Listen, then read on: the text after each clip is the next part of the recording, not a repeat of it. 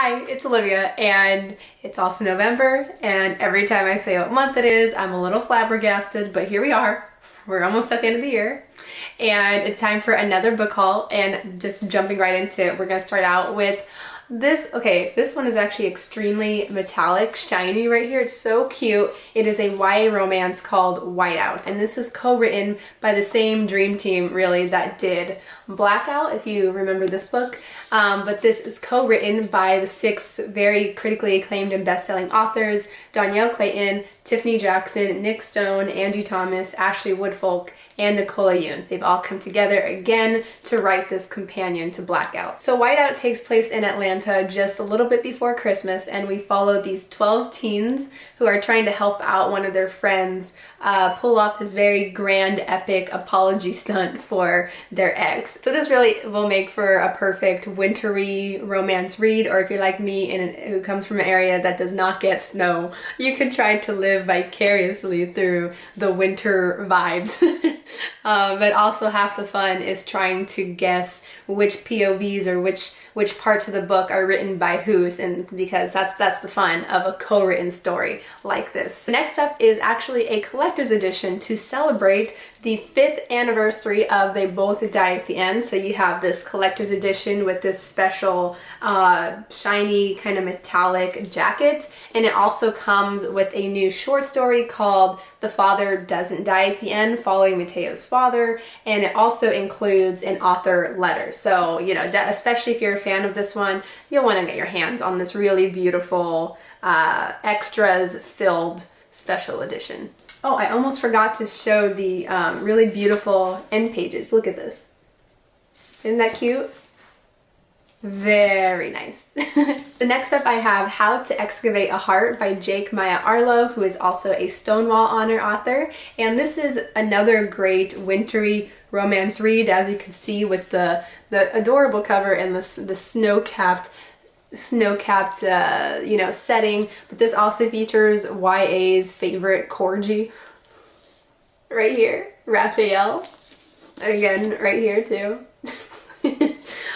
Who plays in a supporting role. And if you could tell when I turned it around, this has a ton of love from other young adult authors, and also even from 2020 Olympic silver medalist Erica Sullivan, who said, "This is a tumultuous tale of 2 college students navigating coming out, falling in love, and the classic lesbian ex situation. I truly couldn't put it down." And switching gears over to fantasy, I have Children of Ragnarok of the Runestone Saga by Cinda Williams Chima, and this is the first in a new fantasy duology that is inspired by Norse mythology. This is a dual POV story, so we have Eric, who is a Viking who is trying to escape a death sentence by locating this island where magic still dwells. And we have Regin, who is a girl who has a dangerous power and was offered a spot at this place to train with other sorcerers, and so when their paths converge together, they kind of piece together that they play key roles in this larger war that's brewing between the gods and the mortals. So,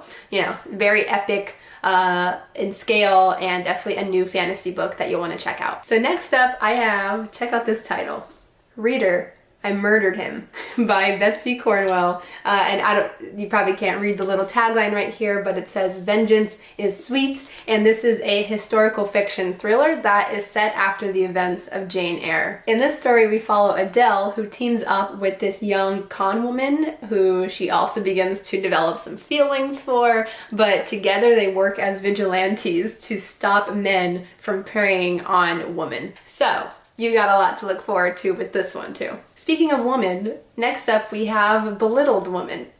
These punny titles, right? But this is Belittled Women by Amanda Soleil, and the tagline up here is a story of 3 bickering sisters, 2 cute boys, and 1 average Joe. This is also the author who wrote the adorable YA rom-com By the Book, and in here we have a very submersive and sharp and just deliciously messy rom-com that is a take on the classic story Little Women. And here we have an Alcott-obsessed mother, a lot of juicy family dynamics, and our main character, Jo Porter, who is doing everything she can to rebel against her literary namesake. So this is for you if you like the themes of coming-of-age stories or following one's passion or falling in love. Next, I have Moira's Pen by Megan Whalen Turner, and this well, first, this is very shiny, as you could tell, but this is actually a collection of short stories and art and all sorts of other good stuff from the world of the best-selling fantasy series, The Queen's Thief. So this is technically called a Queen's Thief collection,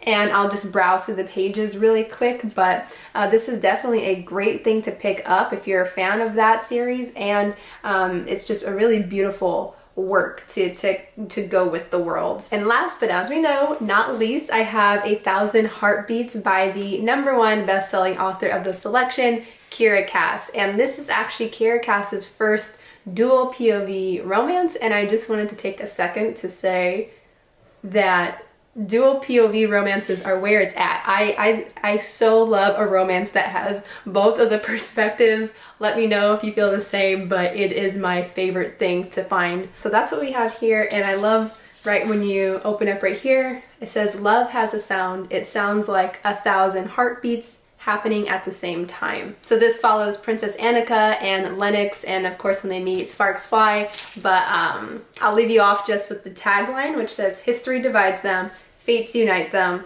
will love keep them together." So again, with the kind of, I guess we're ending off with some romances for the end of the year, huh? That does wrap up all of my books for today, so let me go and hold them all one more time. As usual, if you're interested in checking out any of these books, there'll be links in the description below, and also I encourage you to check out your local library if you can, maybe request some of them, and I'd love to know what you're currently reading or what your end of the year reading plans are, and I will see you in another video. Bye.